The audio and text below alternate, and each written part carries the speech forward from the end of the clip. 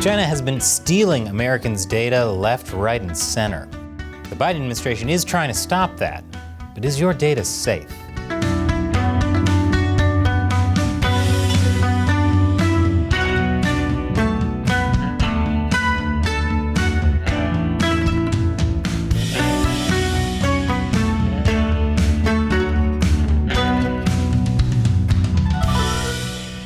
Welcome to China Uncensored. I'm Chris Chappell.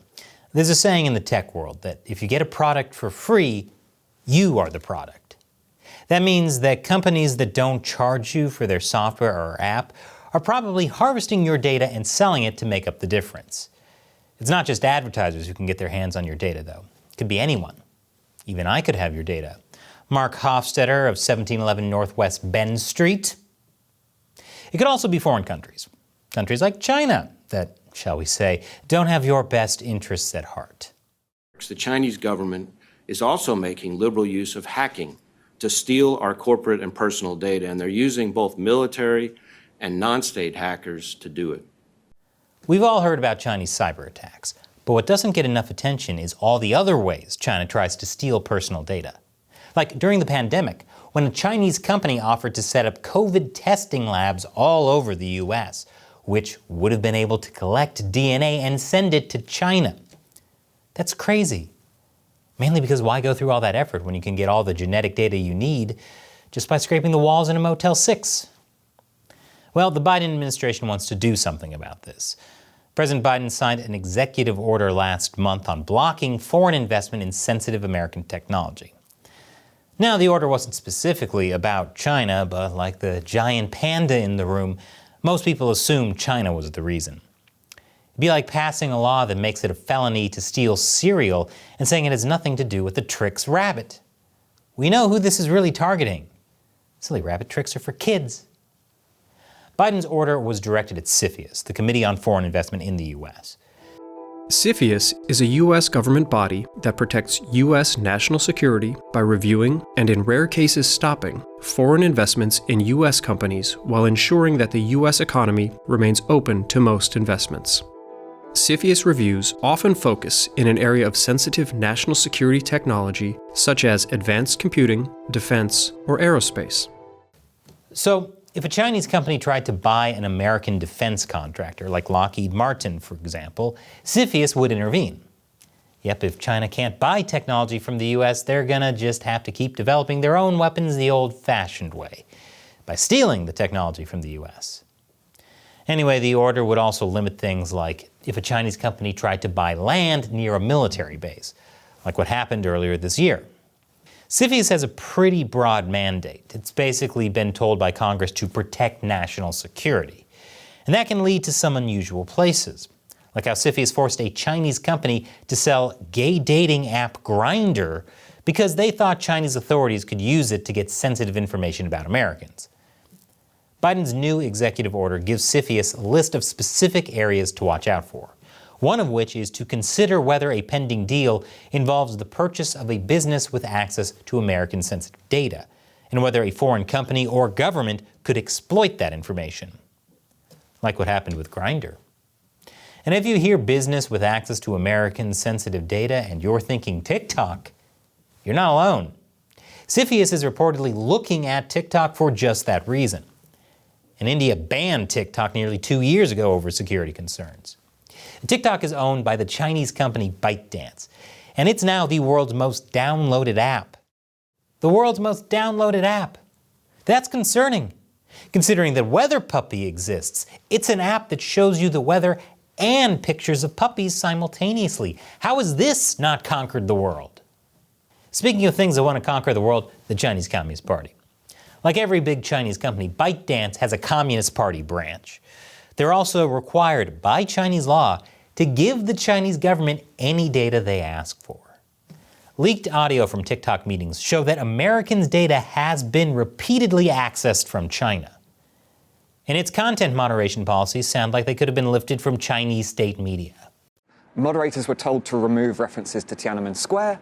They were told to remove references to the Falun Gong religious group. They were told to remove references to Taiwanese independence. And these were all phrased in terms of sort of trying to reduce political arguments on the site. They weren't explicitly done in a way that would make Beijing happy. If you want to learn more about TikTok's shadiness, check out this video we did on it. I'll put a link in the description below. Now, it's not clear how this new order will affect TikTok. As I said, CFIUS has already been looking at TikTok. This order didn't give CFIUS any powers it didn't already have. It basically just told CFIUS more explicitly what to watch out for.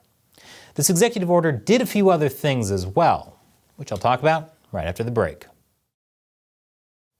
Welcome back.